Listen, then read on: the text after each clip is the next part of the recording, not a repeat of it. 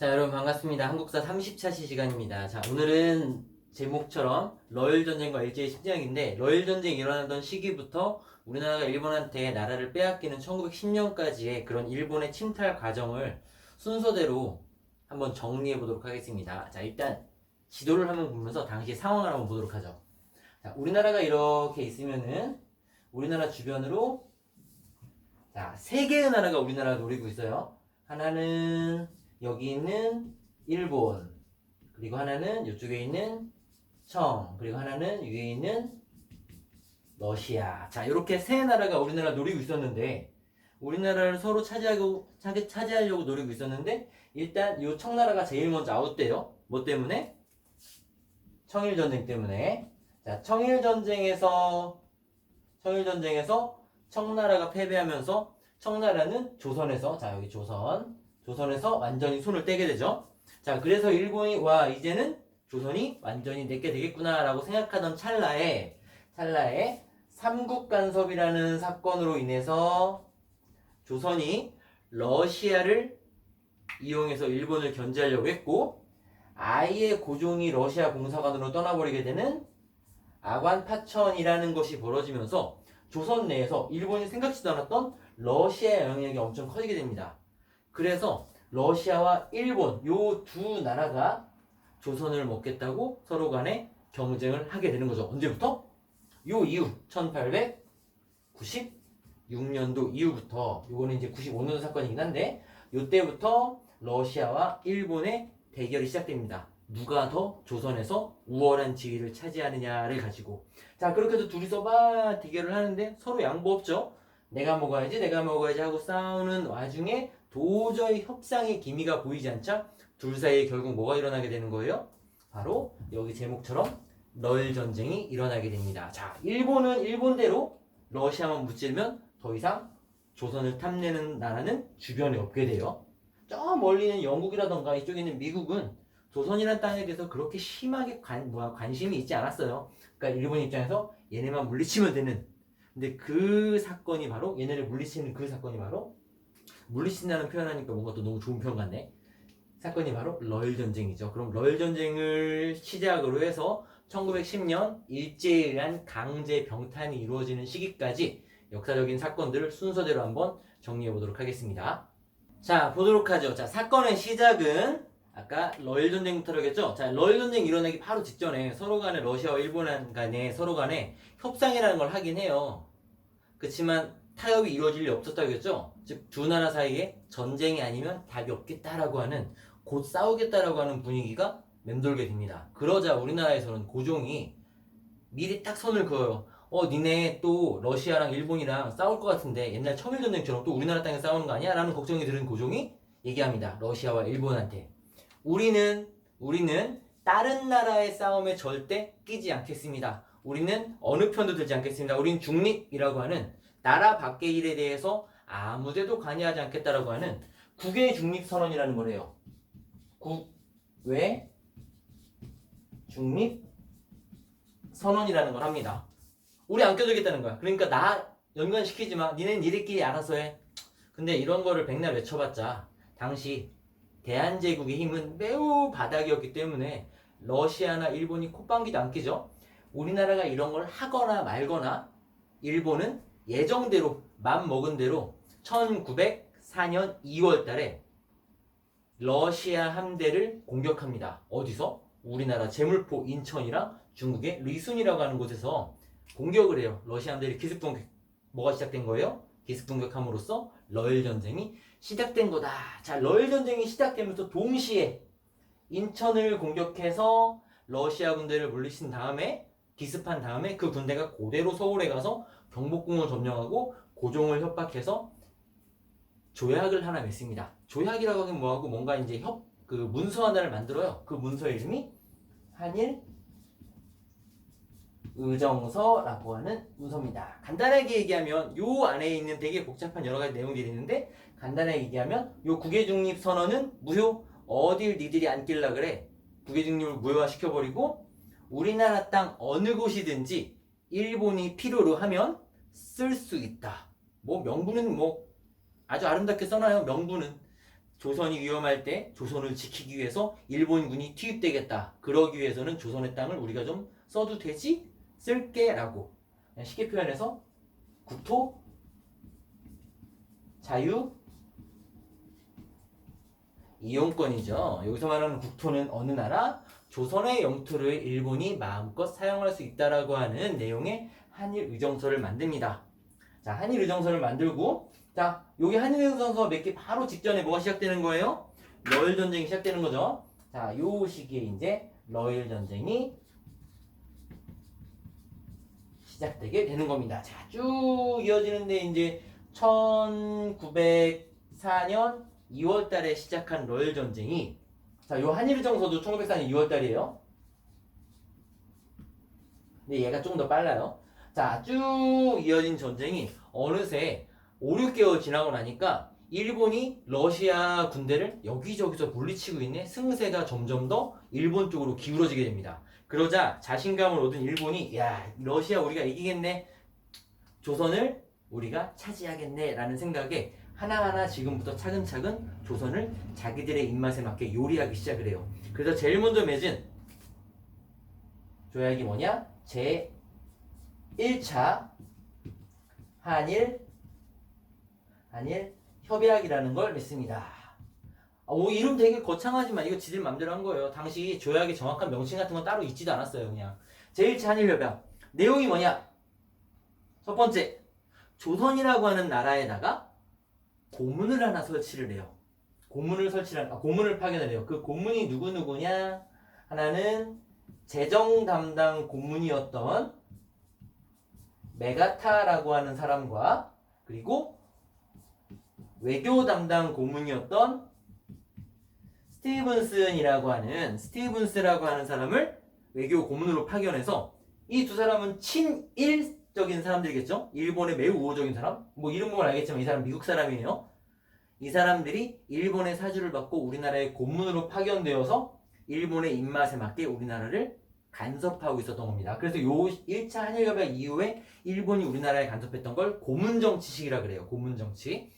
자, 요걸 언제 맺기 시작했다? 자, 1차 한일협약을 맺을 때쯤 여기는 1904년 8월달인데 요 시기는 어떤 시기다? 일본이 승기를 잡았을 때 요걸 맺었다. 자, 그러고 난 다음에 시간이 더 흐르면서 이제 거의 완벽하게 우리가 이긴 게 맞아. 러시아는 더 이상 싸울 의지도 없고, 싸울 의지는 있었지만 계속해서 지고 있으니까 우리가 거의 이긴 게 맞아. 그러자 이제 일본이 차근차근 주변 사람들에게 인정을 받으려고 조약을 맺으러 다닙니다. 우선 일본이 원래부터 동맹국이었던 영국이랑 2차 영일동맹을 맺고, 자, 그게 언제냐? 1905년 8월달. 그때 영국과 2차 영일동맹을 맺고, 그리고 그 바로 직전에 미국과도 가스라테프트 조약이라는 밀약이라는 걸 맺어서 미국과 영국에게 조선은 내 거다. 너네 인정해 줄 거지? 하고 그들로부터 인정을 받습니다. 조선을 차지할 수 있도록 인정을 받아요. 자, 무슨 조약이라고 했어요? 자, 두 개입니다. 자, 영국과는 제 2차 영일동맹, 그리고 미국과는 가스라테프트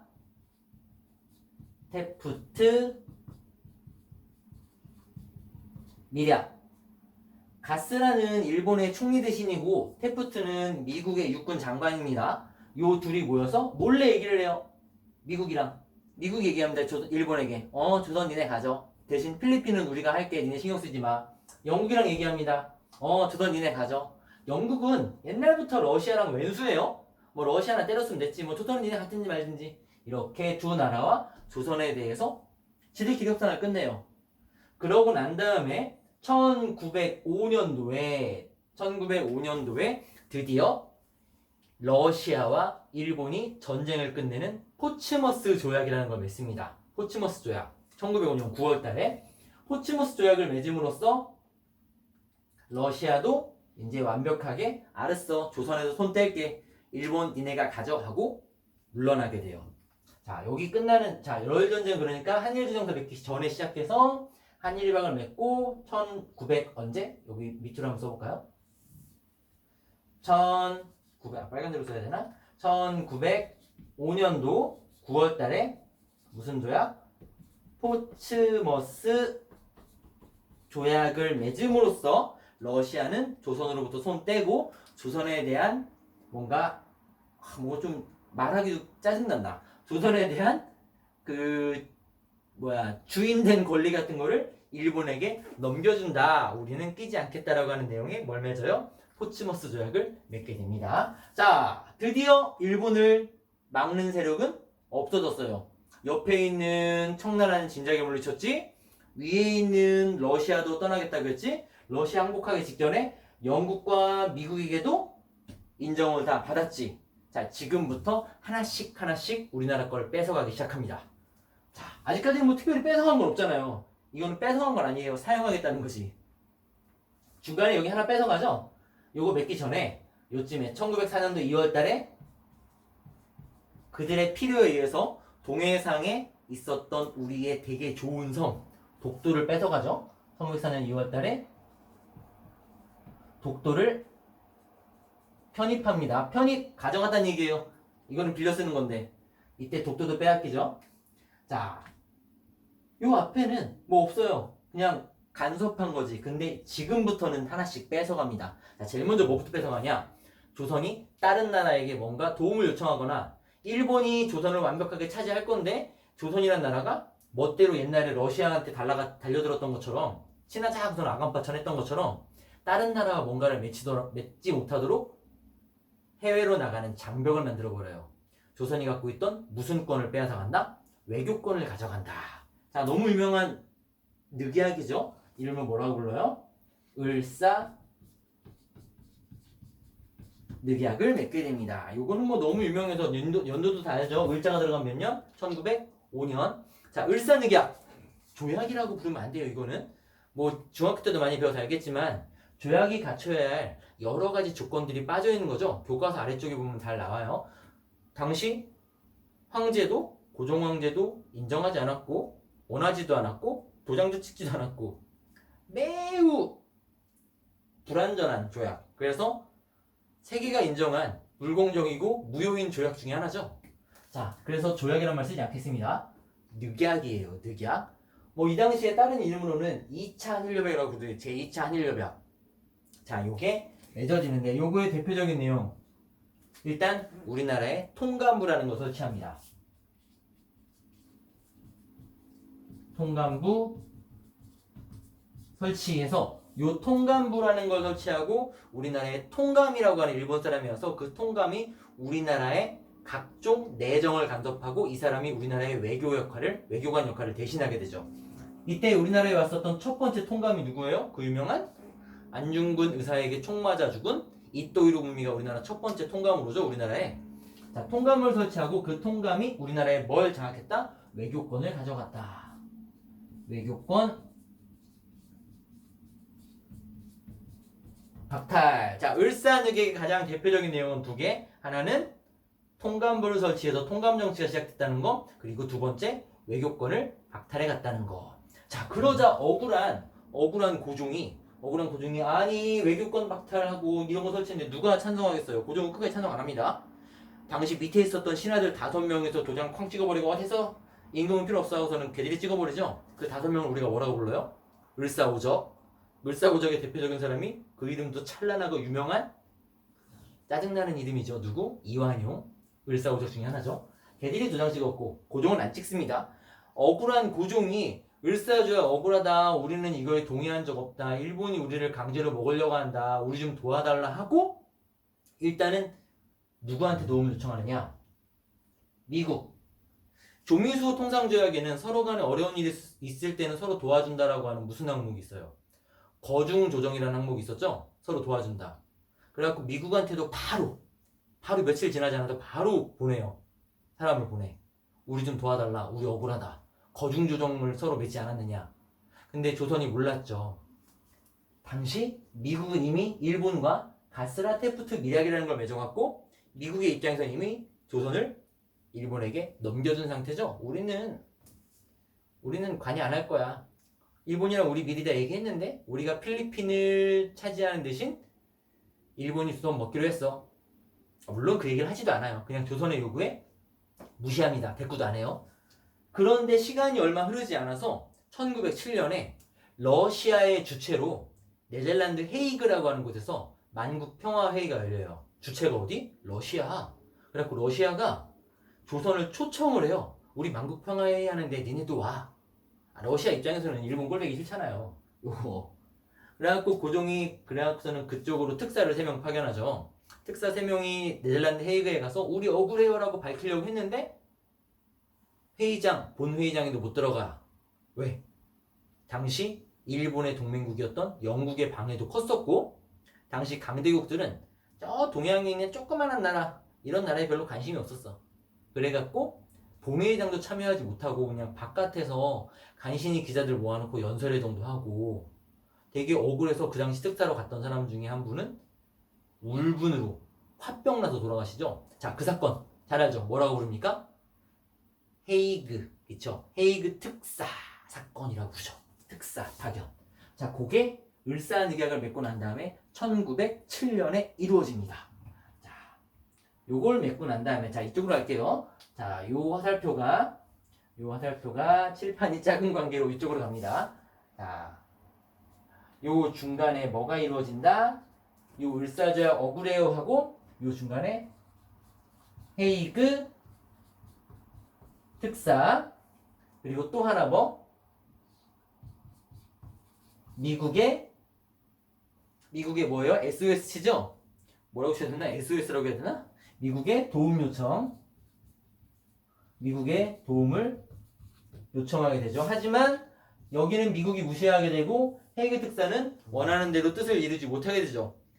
그 이후에 오히려 뜻은 이루지 못하고 헤이그에 몰래 특사를 파견했다는 사실을 알게 된 일본이 누구를 쫓아내버려요? 고종을 쫓아내죠. 고종을.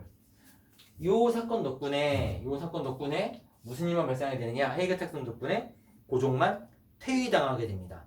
고종을 퇴위시키고 고종의 아들을 황제 자리에 올려놓은 다음에 그 순종을 꼭두각시로 해서 새로운 조약을 하나 또 맺어버려요. 그게 뭐냐? 한일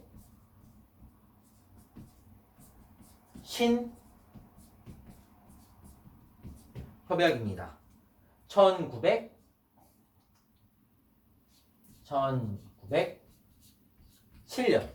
1907년 7월달인가에 맺죠. 1907년 7월달인가에 맺는데 요 1907년이 정미년이기 때문에 요 한일 신협약을 다른 말로 정미 칠조약이라고도 부릅니다. 여기서부터는 왕이 고종이 아니에요. 순종이죠. 자, 정미칠조약의 대표적인 내용. 일단 통감, 이때 설치한 통감부에 있었던 통감의 권한이 크게 세집니다. 자, 통감의 권한을 강화시키고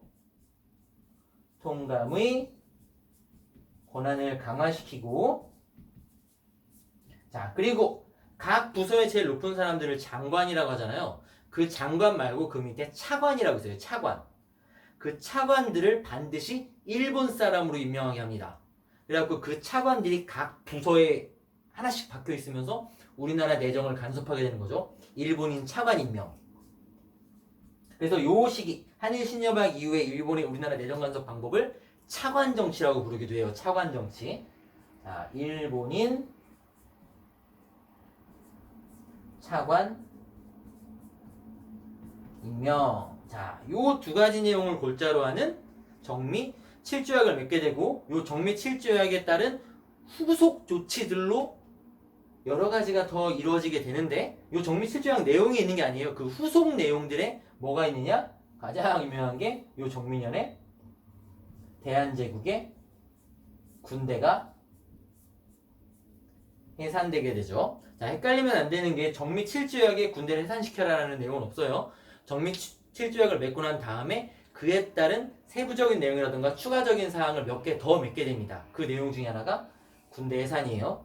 군대가 해산당하고 그로부터 2년 뒤에 뭐 그 사이에 중간에 조금씩 하나 더 없애는데 큼지막한 것만 그로부터 2년 뒤에 1909년이죠. 기유각서라는 걸 맺어서 기유년의 각서를 맺어서 여기서 뭘 뺏어가느냐? 대한제국의 사법권, 재판할 수 있는 권한을 일본이 가져갑니다. 교도소를 운영하는 권한도 가져가요. 사법권을 강탈해 가고 그리고 자 여기 몇 년이라고 했어요? 1909년 그리고 그로부터 1년 뒤에 경찰권 위탁 각서라는 걸 써서 경찰권 위탁 각서라는 걸 써서 요거는 1910년입니다. 뭐 이거는 뭐 안 써도 되겠죠? 뭘 가져간 거예요? 경찰권도 가져간 겁니다.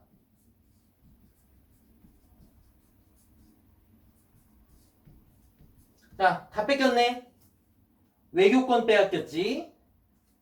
군대 사라졌지. 재판할 수 있는 권한 사라졌지. 경찰도 뺏겼지. 차관도 다 일본인이라서 행정도 다 뺏겼지. 남은 건 아무것도 없어요. 대한제국이라고 하는 이름 하나 남았습니다. 그 이름을 마지막으로 빼앗는데 그 사건을 우리가 뭐라고 부르느냐? 우리는 이렇게 불러요.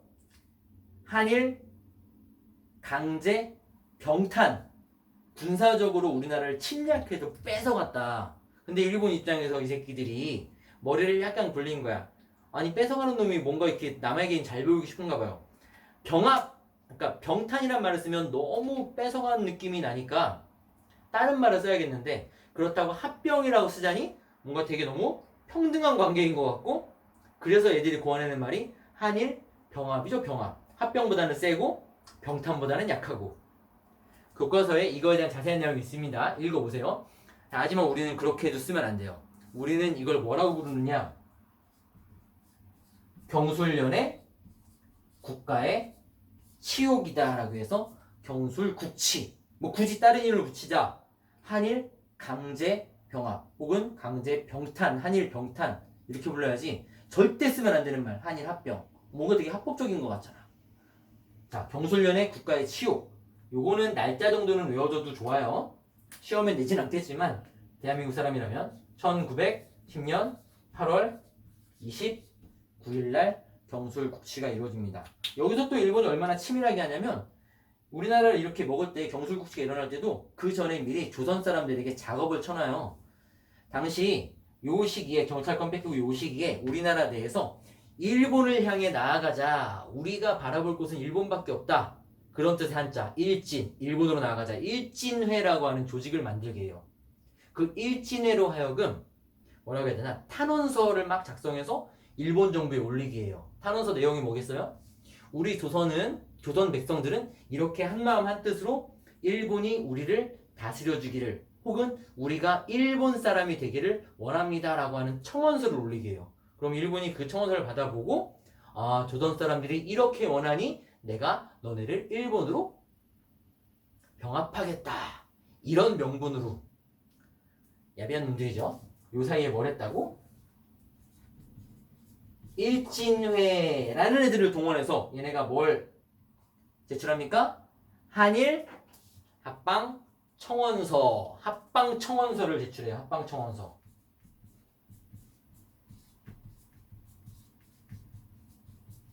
그리고 수순에 맞게 예정된 대로 8월 29일 날 대한제국이란 나라를 지구상에서 영원히 없애버리게 되고 그냥 일본의 일부로 편입시켜 버립니다.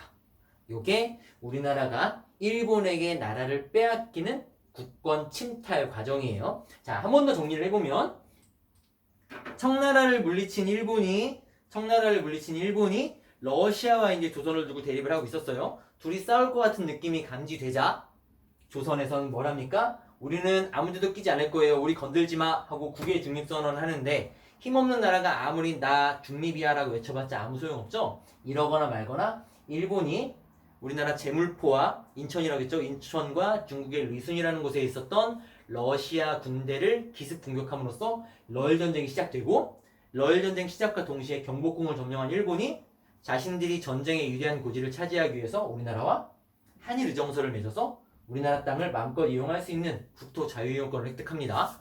자, 그러고 난 다음에 전쟁이 쭉 이어지는데 일본이 러시아로부터 전쟁의 승기를 가져갈 때쯤 우리와 드디어 이제 1차 한일협약부터 시작해서 뺏어가기 시작해요. 1차 한일협약의 내용은 재정은 메가타라고 하는 사람, 외교는 스티븐스라고 하는 사람을 파견해서 재정을 감독하고 1905년 포츠모스 조약으로 러시아와의 전쟁이 끝나고 러시아를 완전히 보내버린 다음에는 하나씩 뺏어가기 시작하죠.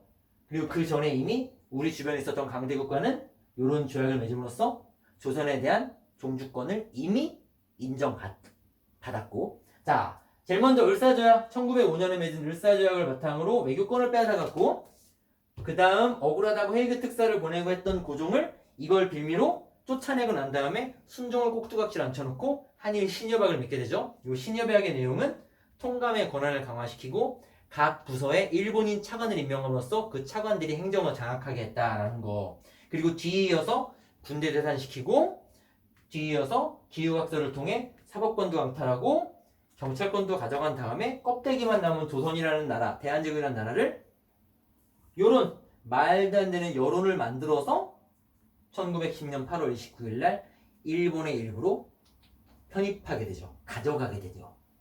자, 요렇게 대한제국이 역사에서 사라집니다.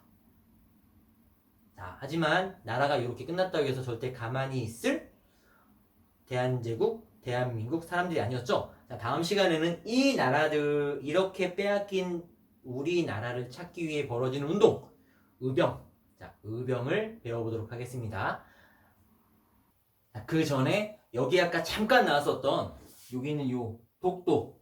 러일 전쟁 중에 해군 전투에 유리한 그 뭐랄까 막루를 설치하기 위해 뺏어간 요 독도와 그리고 저 우리나라 두만강 위쪽 지역 간도 지역의 영토 분쟁에 대해서 잠깐만 배워보도록 하고 수업 마치도록 할게요. 이 부분은 뭐 중학교 때도 워낙 많이 배우고 뭐 사회 시간에도 배우고 도덕 시간에도 배우고 독도는 워낙 많이 배워서 아마 다들 알 건데 한 번 더 돌아본다는 마음으로 간단하게 설명 한번 해볼게요.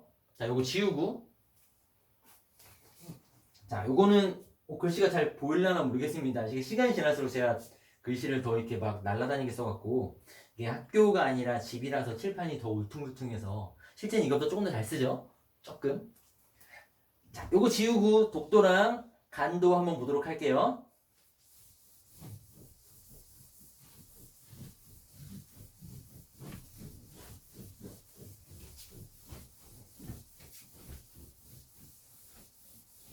자, 일단 독도부터. 자, 독도를 우리나라에서 일본이 이건 내 거야 하고 뺏어간 때가 언제냐면 1904년 2월 달이에요. 1904년이라네. 1905년 2월 달입니다. 1905년 2월 달이면은 한참 일본이 러시아랑 전쟁을 하고 있을 때죠. 자, 전쟁을 하고 있을 때인데 요 시기에 일본인 어부였던 나카이 요자부로라고 하는 사람이 독도에 살고 있는 강치를 지가 혼자 다 잡아먹으려고 일본에다가 이 땅을 조선 땅이 아니라 일본 땅으로 합시다 뭐 이런 얘기하는데 처음에는 일본이 안 한다고 하죠. 안 한다고 했었다가 나중에 러시아와의 전쟁에서 그곳을 차지하고 있으면 전쟁에서 유리한 위치를 점령할 것 같으니까 일본에서 갑자기 급작스럽게 이를 추진해서 1905년 2월 달에 일본과 가까이 있었던 독도와 가까이 있었던 일본 행정구역이었던 시마네현이라고 하는 시마네현이라고 하는 동네 현감에게 뭔가 시장 같은 사람 뭐 이런 거니까 평택시 같은 거 생각하면 돼요. 시마네현이라고 하는 곳에다가 얘기를 합니다. 야, 저쪽에 독도라고 하는 얘들 말로는 다케시마라고 하죠. 다케시마라고 하는 빈 섬이 하나 있는데 무인도 하나 있는데 그거 니네 땅으로 편입시켜 해서 1905년 2월 달에 일명 시마네현 고시라고 하는 지들끼리만 돌려보는 회람문서를 하나 만들어요. 뭐 밖에다가 공지한 게 아니야. 그냥 자기들끼리 돌려보는 문서. 이걸 만들어갖고 이때부터 독도는 일본 땅하고 지금까지 주장을 하고 있는 거죠. 얘들의 주장은 뭐야? 독도는 무인도였고 무인도라는 곳은 먼저 깃발 꽂은 사람이 주인이다. 근데 우리가 1905년 2월 달에 시마네온 고시를 통해서 독도를 자기네 땅으로 편입을 했으니 독도는 우리 땅이다. 근데 현재 대한민국이 불법으로 점유하고 있다라고 얘들이 주장하고 있는 거죠. 자, 이거에 대해 반박할 내용은 너무 많아서 일일이 나열하기 힘든데 교과서에 있는 내용은 이런 게 나와 있죠. 얘네가 이거를 뭐 무인도라고 하고 있지만 이미 대한제국에서 대한제국 칙령 41호라고 하는 걸로 공포해서 독도는 우리 땅이며 그곳을 관리하기 위한 관리도 울릉도에 파견했다라는 내용이 있죠. 대한제국 칙령 41호. 그리고 심지어 얘네들은 지들끼리 돌려보는 회람문서였지만 대한제국 칙령은 관고에 게시한 공지한 문서였죠. 그럼에도 불구하고 얘들이 그런 걸 몰랐을 리가 없는데 그냥 무시하고 무인도야 하고서는 그냥 땡깡 쓰고 있는 거죠. 그리고 그 이전에 가장 근대적인 거는 대한제국 칙령이지만 그 이전에 대한제국 칙령도 있고 칙령 몇 호? 제 41호. 칙령 제 41호도 있고 이걸 여기다 쳐야 되는데 대한제국 칙령 제 41호도 있고 그 이전 걸 따져보면 뭐 일본에서 만든 태정관 지령이라든가 태정관은 일본의 되게 높은 상위 정부 기관이에요. 일본 정부에서 태정관이라고 하는 곳에서 지령을 하나 발령하죠. 독도는 조선 땅이니까 일본 어부들은 가지 마라 라고 하는 여러 가지 증거들이 되게 많이 있죠. 되게 많이 있음에도 불구하고 일본 애들은 요거 하나 가지고 우리가 먼저 찜했다. 그러니 내 거다라고 주장하고 있죠. 그 나중에 이제 일본이 패망하고 난 다음에 대한민국에게 땅을 돌려줄 때 그때 연합국이 만들어 놓은 문서에 있는 지도에 독도가 한국 땅이라고 안 되어 있다라고 땡깡을 써요. 지들 땅으로도 안 돼 있거든요. 그러면서 봐라 연합국이 만든 문서에도 독도는 한국 땅이라고 안 돼 있잖아. 그러니 내 거. 아무튼 여러 가지 이유가 있습니다. 자, 자세한 내용은 여기서 다 설명할 수 없고 뭐 이것만 갖고 해도 뭐 몇 날 며칠 얘기할 수 있으니까 자세한 내용은 더 궁금한 사람은 찾아보도록 하고 여러분들은 일단은 교과서에 있는 내용 일본이 시마네온 고시를 통해서 1905년 2월 달에 러일 전쟁 중에 자기네 땅으로 뺏어갔고 이들의 논리는 뭐다? 무인도였으니 깃발 먼저 꽂은 사람이 주인이다. 이걸 무주지 선점론이라 그래요. 무주지. 주인이 없는 땅을 먼저 점령한 사람이 임자다. 하지만 우리는 이미 대한제국 칙령을 통해서 우리 영토임을 이 이전에 이미 밝히고 있었고 그 이전에도 태정관 지령을 비롯해서 각종 고대 지도라던가 문서에서 독도가 조선에 속한 영토였다는 것을 증명할 수 있는 자료들이 많이 있죠. 자, 이런 것들. 자, 그리고 두 번째 간도 보도록 할게요. 간도가 어디에 있는지 모르는 사람도 혹시나 있을 텐데 간도라는 땅은 우리나라가 이렇게 있으면은 여기 백두산이 있고 이렇게 두만강이 흐르고 이렇게 압록강이 흐릅니다. 요쪽에 여기를 서간도라고 하고 여기를 북간도라고 부르는데 요 땅을 얘기하는 거예요. 간도 지역, 두만강 위쪽 지역. 자, 근데 요게 왜 문제냐? 자, 세종대왕이 사군육진을 개척해서 여기를 우리 땅으로 만들어서 요렇게 영토를 확정짓죠. 근데 그 이후에도 조금 더 나아가서 조선 사람들이 요 북간도 지역에 10만 명 이상 살게 돼요. 10만 명 이상. 10만 명이 얼마나 많은 거냐면 조선 숙종 때 조선 전체 인구가 1000만 명이 안 됩니다. 900만 명 정도라고 하죠.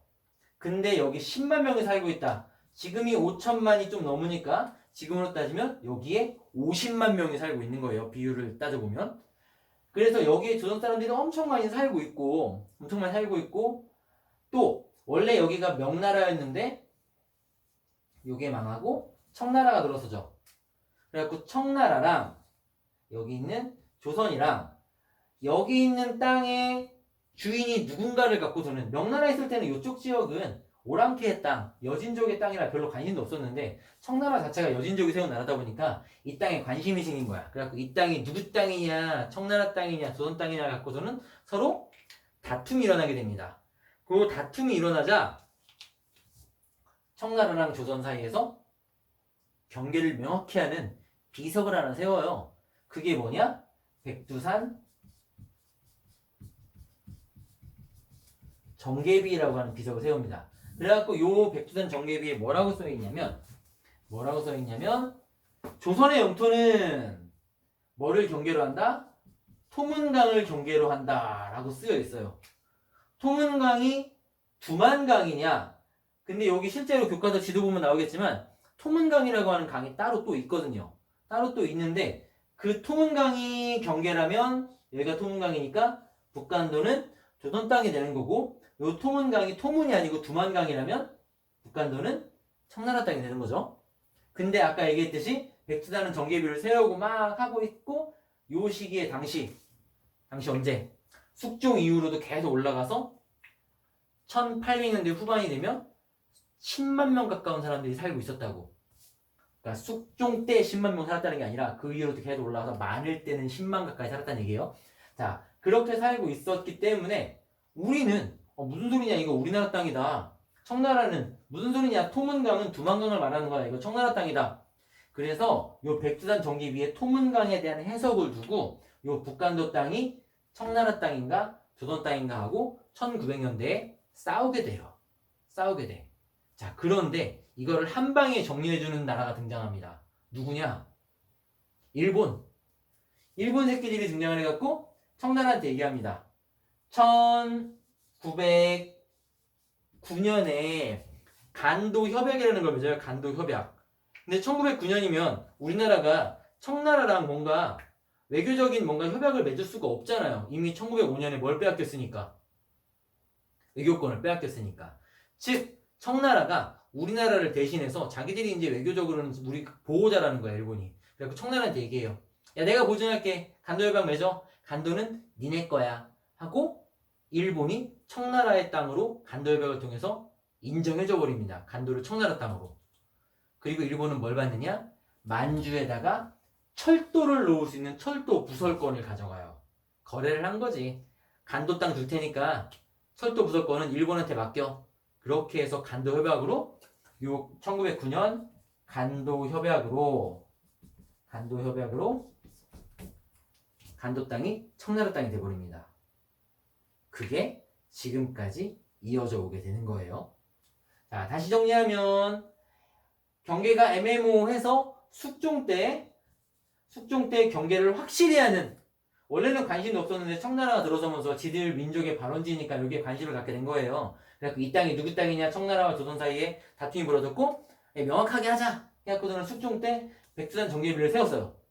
그리고 여기에는 뭐라고 되어 있느냐, 토문강까지 조선의 영토다. 근데 나중에 1900년대가 되어서 여기 말하는 토문강이 두만강이냐 진짜 토문강이냐를 두고 서로 싸우게 돼요. 진짜 토문강이면 이거는 조선 땅, 이거 두만강이라고 하면 이거는 청나라 땅. 그렇게 서로 간에 다툼을 하고 있었고, 그 다툼이 있었던 시기에 여기에는 조선 사람들이 10만 명은 살고 있었다고. 근데 이걸 한 방에 어떤 놈이 와서 정리를 해버려? 일본 놈들이 와서 간도 협약을 맺으면서 이건 청나라 땅 하고 줘버리게 된다. 그 대가로 일본은 만주 철도 부설권을 가져가게 되고. 자, 이렇게 해서 지금까지 중국 땅이 되어 있는 게 간도 땅입니다. 찾아와야겠죠. 언제 찾아올 수 있을지 모르겠지만. 자, 여기까지 독도랑 간도에 대한 얘기 간단하게 했어요. 교과서 128, 129페이지 내용이니까 한 번 더 자세하게 읽어보세요. 자, 여기까지 한국사 30차시 수업 마치도록 하겠습니다.